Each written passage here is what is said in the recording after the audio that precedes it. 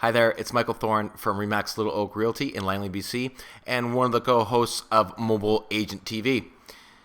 Now, today I want to do part one of a three-part series on building and engaging your audience on Facebook. Now, this is a presentation that I've given numerous times to local business groups and to Remax Realtors, and I brought it up on a presentation that I was doing last week, and I sent the slides out to a Remax agent, and she found them extremely useful. So I thought I would record this three-part series on building and engaging your audience on Facebook. Now, section number one, part number one, the one that you're watching right now, is just going to go through why you should have a Facebook business page, the pros and cons of a Facebook business page. Part two will be actually how to set up your business page, how to optimize it, some of the extra little features that you can do. And then part three will be about actually engaging and building that following. And that's where the real magic and the value is in part three. So here we go with part one of building, engaging your audience on Facebook. So the social media landscape is very noisy. There's really a lot going on. There's a different platform that seems to come out every week. But in the center of that wheel are really the three big players, which are Facebook, Twitter, and Google+. And I really encourage all of you to start embracing those three really powerful platforms. Now, there's other platforms around that, like YouTube, a really great tool, obviously, watching this through YouTube, Instagram. But these are places where you sort of create or host content. But the real sharing of content happens on those three platforms, Facebook, Twitter, and Google+. So these stats are a little older because it's a presentation that I gave back in the spring, but I think the overall message will be clear. So here's the top 10 social networks in June 2012 based on the number of percentage of visits that these platforms received. And Facebook received 62.7% of the visits, just a really enormous share of the attention on social platforms is on Facebook. Number two comes in at YouTube at 20.2% of the traffic. The second most important search engine in the world is YouTube. Then it drops all the way down to 1.98% on Twitter. And then following that, Pinterest, Google+, which is coming up strong. I'm sure their numbers are much better than in this particular survey. But it's very, very clear that at the top of the food chain when it comes to eyeballs and ears, Facebook is still the real power player in the social networks. Now, this is very interesting. The number of businesses that say Facebook is critical or important to their business has increased by 75% between 2009 and 2012. So in 2012, 42% of businesses said that Facebook was critical or important to their business. And the reason why I think that number continues to increase is more and more businesses are becoming aware that it's important or becoming aware of the platform. And once they realize the power of being able to talk and engage with your consumer, that number is going to continue to rise. 42%, I'm sure, is a number that is in the past already. 62% of marketers said that social media became more important to their marketing campaigns in the last 6 months. We are in the eyeballs and ears business, and it is clear that those ears and eyeballs have shifted away from traditional marketings to these social platforms. And so you're seeing these marketers migrate to where the eyes and ears are, and they're just not in print media anymore. They're not in commercials like they used to be. So we're going to find marketers are going to continue to move that 62% number is going to keep growing and growing, in my opinion. So companies that acquired customers from Facebook, business to consumer, which we are primarily, 77% of businesses acquired customers from Facebook. And then business to business, perhaps you can even suggest that realtor referral networks is business to business, and 43% is the number there. Really amazing stat here is that 80% of US social network users prefer to connect to their brands through Facebook. And perhaps the 80% is an interesting stat, and perhaps Facebook is an interesting stat. But the real key word to that thing is connect. Our consumers, we want to connect with the businesses we do business with now. We would never have dreamt of doing that in the 90s or even 5-6 years ago, to have a connection with the brands that we consume, be it Nike or Cheerios or Remax. The consumer wants to connect and have an engagement and interaction with brands. This is a completely new world we're living in, and it's something you really have to get your head around, is the ability that they want the conversation to go both ways. We've been in the push state of mind for so long. We're now in this push-pull, this conversation, this chatting with the businesses that we consume from. Social media has 100% higher lead to close rate than outbound marketing. So, polling converts a lot better than pushing. And we really are, we've been pushing for so long that we're having a hard time learning how to poll. Even on Twitter, I see agents, I see businesses every day continue to push like they used to do in commercials, in radio, and in newspaper. And this is something we really have to get our heads around, that we are polling now. We are talking about engaging. We're talking about being there to serve and answer questions and not push. So how to engage online. The right way is obviously the hi, how can I help you, the poll, right? And the wrong way is the continue to push, the here's an open house, I got a new listing. These sort of things just don't work anymore. And that's the hard thing that the businesses that we're learning to do. Radio was about pushing our message, saying these advertising, pushing it out, and hopefully someone listened to it. And then the world got really interrupted when the television came along. But you still pushed your message. You still bought 30 seconds and tried to convince people why they should buy your brand over another brand. And same thing with newspapers. We buy these ads and we try to tell the reason real quickly why you should come to the sale that we're having or why you should purchase what we're trying to sell. But we're not in that world anymore. So we're seeing people leave television and leave print and leave radio and come to these social platforms, but they're still trying to use it like they did the traditional ways of marketing, and it's not that way anymore. We're talking about building a community, building a sphere of influence, and then pulling on those relationships to drive our business forward. It is an exciting time for people that are doing it right, and we're going to get in part 3 really how you're going to go about doing the first way, the right way, opposed to buying all the crap way, okay? So this is a great quote. And I think a lot of people are really convinced that this polling is not for big business. This polling opposed to selling is not for big business. Your consumers dream of a happier and better life. Don't move products, enrich lives. It's such a great quote. And the reason why I make such a great quote is because the person that said it was Steve Jobs. Probably the person in the company that has sold more product than any company in probably in history, and their focus was to talk about not moving products but enriching lives. And I think that's why we have such an emotional connection to the Apple logo and to the iPhone or to the iPad, and it does enrich our lives. Every single time you see an Apple commercial, it's not talking about the fact that you can have these video conferences over FaceTime. It's talking about how a father and a daughter separated by a job, an overseas job, keeps them connected. So that's the enriching lives. That's what they sold us on, is the what it does for us personally, opposed to the product itself. It's an amazing quote. So the world of business is built on know, like, and trust, and especially in real estate. I'm not going to use a realtor if I don't know them, like them, or trust them. And so you have to build that. And you can't build trust without like, and you can't have like without know. And in Facebook, the equivalent of that is like, comment, and share. So we're going to talk about in the third part of this series, talk about how you're going to get your audience to start liking and then commenting, and then the final step is sharing. And when your audience starts to share your content, there is a trust factor there, and they trust you, and that's where we want to get them. The more people that know, like, and trust you, the more business that you're going to do.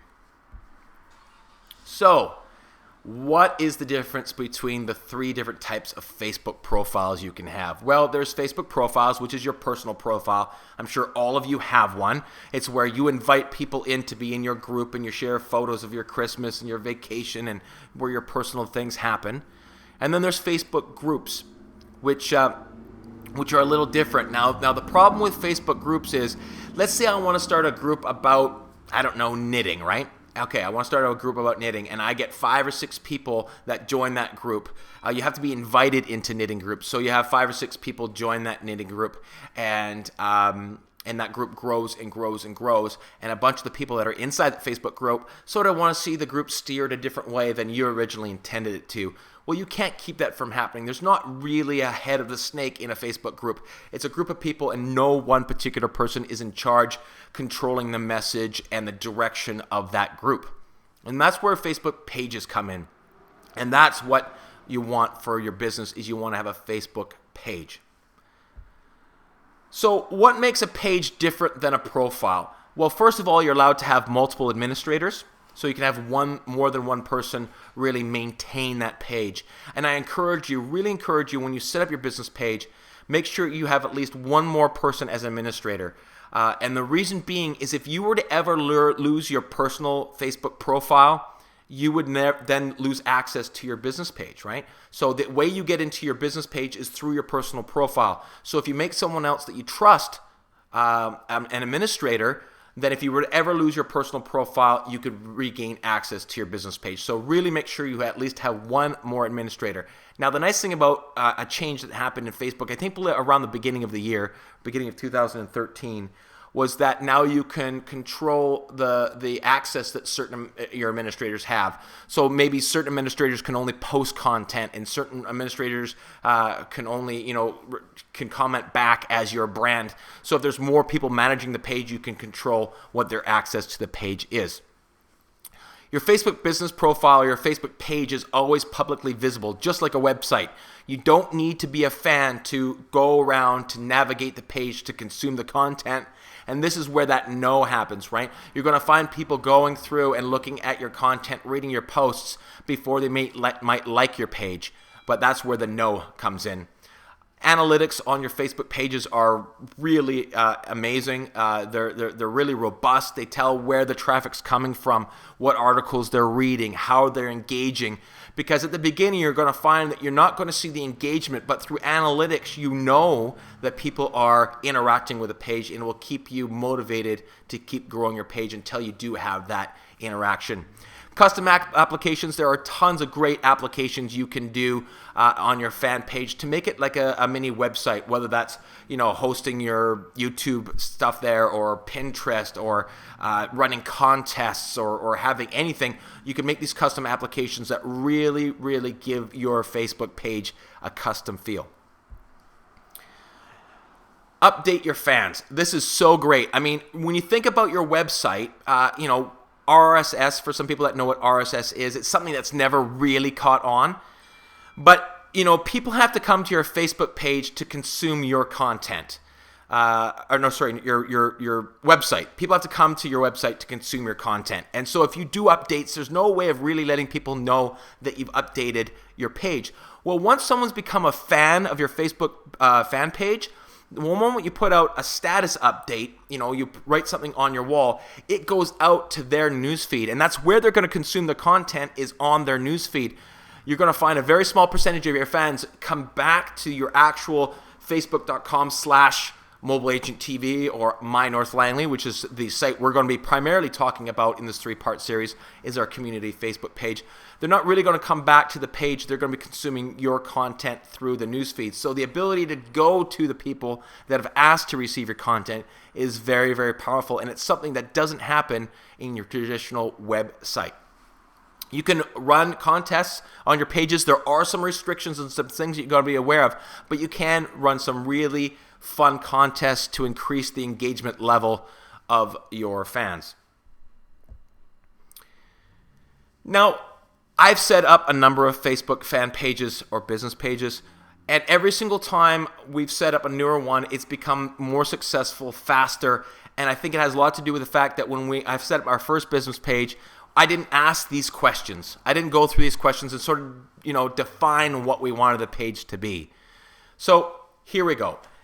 Is my audience on Facebook? These are questions you should be asking yourself if you already have a Facebook page or you are going to build a Facebook page. Is your audience on Facebook? And yes, with 1 billion regular users, your audience is on Facebook. And any age demographic. In fact, the over 50 is the largest growing demographic on Facebook.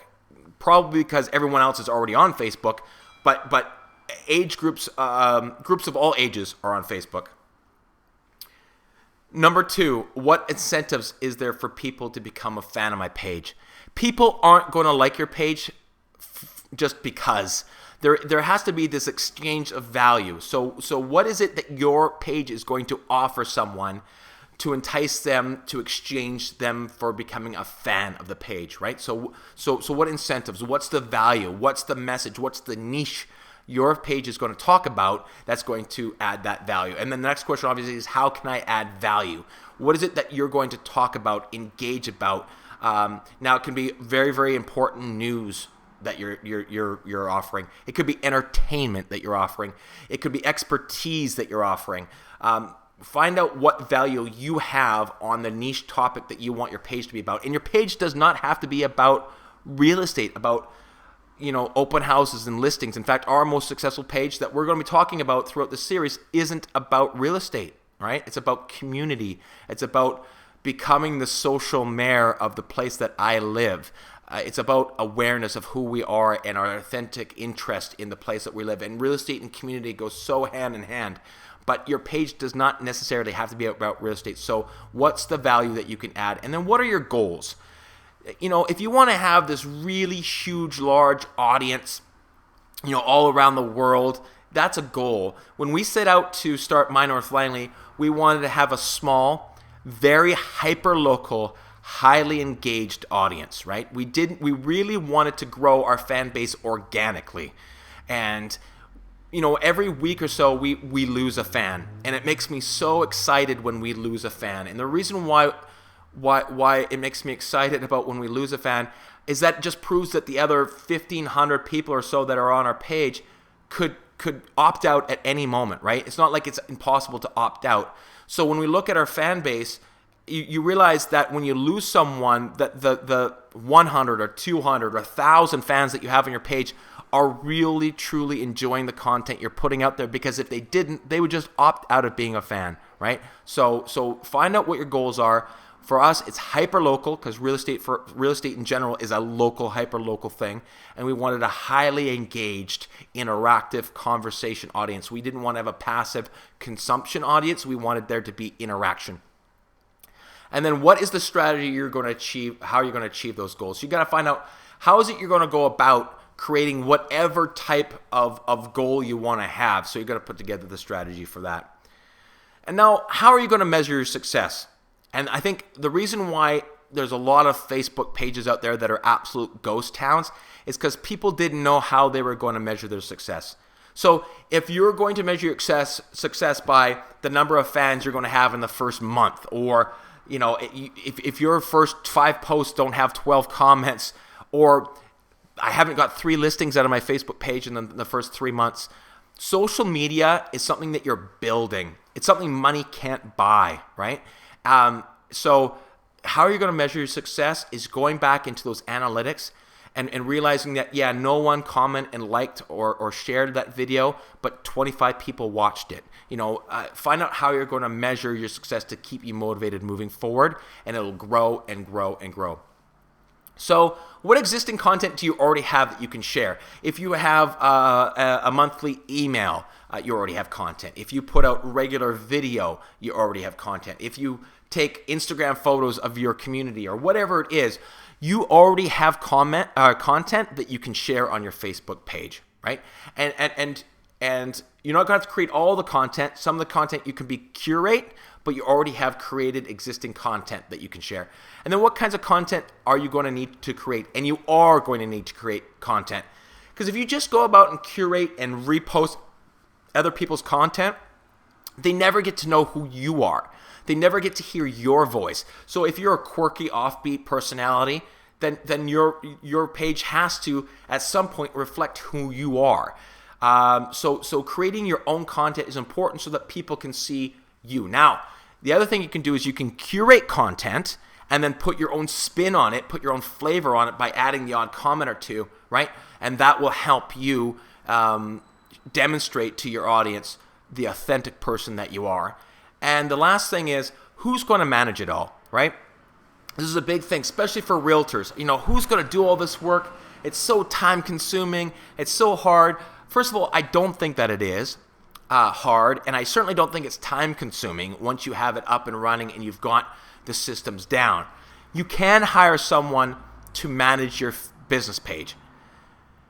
But I really encourage you to either do it yourself or have a really big hand in regularly visiting and providing content for the page. Because if you just hire someone to manage it, the page is going to become their voice. It's going to become their humor or their interest. You just can't help that. And we really want people to get to know you. Even through content, they're going to get to know who you are. They're going to know, and trust you. And once that trust happens, then they're in your sphere of influence. You're in your circle. Then that's when they're going to use you or refer you out to other people. So that brings us to the end of part 1 of building and engaging your audience on Facebook. Part 1 was just about, thinking about why you should have one or being intentional about building a Facebook business page. Part 2 is going to be all about how to set up your business page, how to optimize it. And then part 3 will be actually how you engage and build that audience, that following on Facebook that is going to add people to your sphere of influence and help you generate more business. If you have any questions, please don't hesitate to get in touch with me. You can reach me at mobileagenttv@gmail.com. Thanks for watching, and we'll see you in part 2.